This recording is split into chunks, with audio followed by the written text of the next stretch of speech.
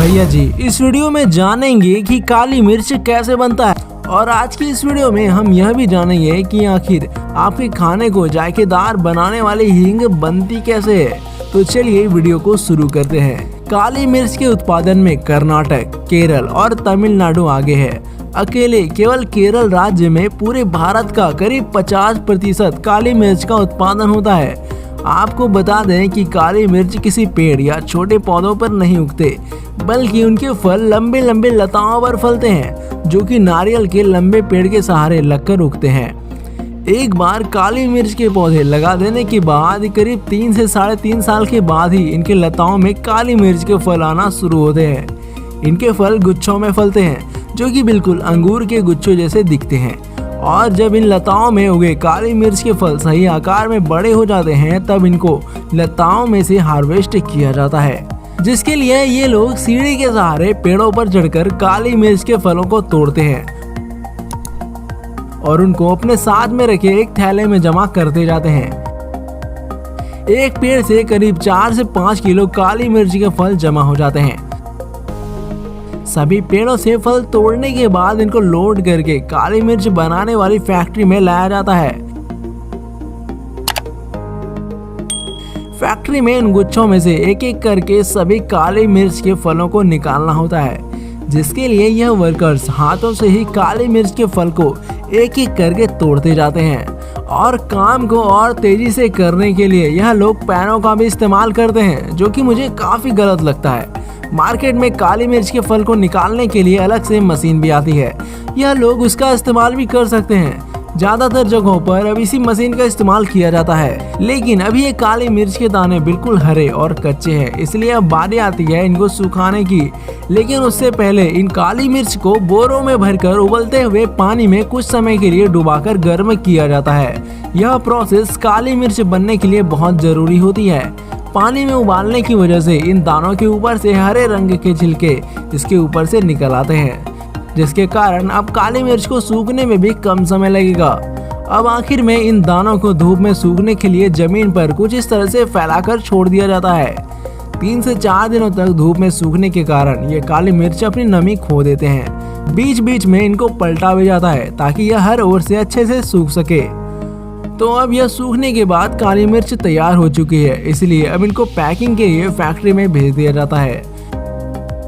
अब in factory में काली मिर्च को अलग अलग क्वांटिटी के हिसाब से डब्बों और पैकेट में भरकर रिटेल मार्केट में बेचने के लिए भेज दिया जाता है। तो कुछ इस तरह से तैयार हो जाती है काली मिर्च। तो चलिए दोस्तों, पहले हम ये जान लेते हैं कि दालचीनी कैसे बनता है। इसके बाद हम आपको हींग के बनने की पूरी प्रक्रिया को दिखाएंगे। दोस्तों, दालचीनी अपने खास मीठे स्वाद और खास महक के लिए जानी जाती है। तो चलिए जानते हैं कैसे तैयार होती है दालचीनी। दोस्तों, दालचीनी को जिस पेड़ से प्राप्त किया जाता है उसे वैसे तो हम दालचीनी का पेड़ ही कहते हैं, लेकिन इस पेड़ का नाम सिनेमन वेरम है। ये मुख्यतः दक्षिण भारत और श्रीलंका में पाए जाते हैं। ये अधिक वर्षा वाले क्षेत्रों में उगाए जाते हैं। सबसे पहले पेड़ों की कटाई की जाती है, जो काम यहाँ के लोकल किसान ही करते हैं। इन पेड़ों को 12 से 15 फीट का होने के लिए 2 साल का समय लग जाता है, तभी इसकी कटाई की जाती है। तब तक ये किसान दालचीनी के छोटे छोटे पौधों को उगाते रहते हैं। दालचीनी के टहनियों की कटाई बेहद ही तेज धार वाले हथियार से करते हैं और इनकी लंबी लंबी डंठल बना लेते हैं और इसे इस तरह कसकर गट्ठर जैसा बांध लेते हैं। उसके बाद इसे ट्रक में लोड करके फैक्ट्री में लाया जाता है और यहाँ सबसे पहले इसे पानी से साफ कर लेते हैं। यहाँ फैक्ट्रियों में ये स्किलफुल वर्कर इन टहनियों से गांठ को हटा देते हैं और अब ये वर्कर एक धारदार हथियार से बहुत ही सावधानी से इन टहनियों के ऊपर से छाल को अलग करते हैं और ये छाल ही दालचीनी होती है।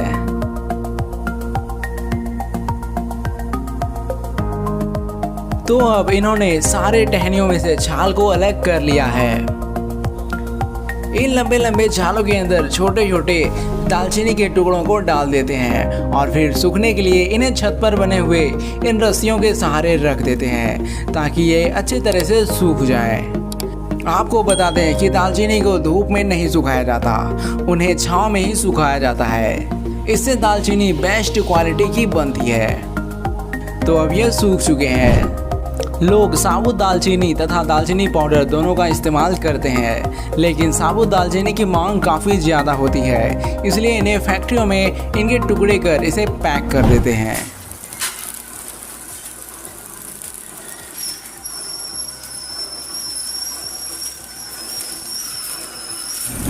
और यहाँ पर दालचीनी पाउडर बनने का काम चल रहा है।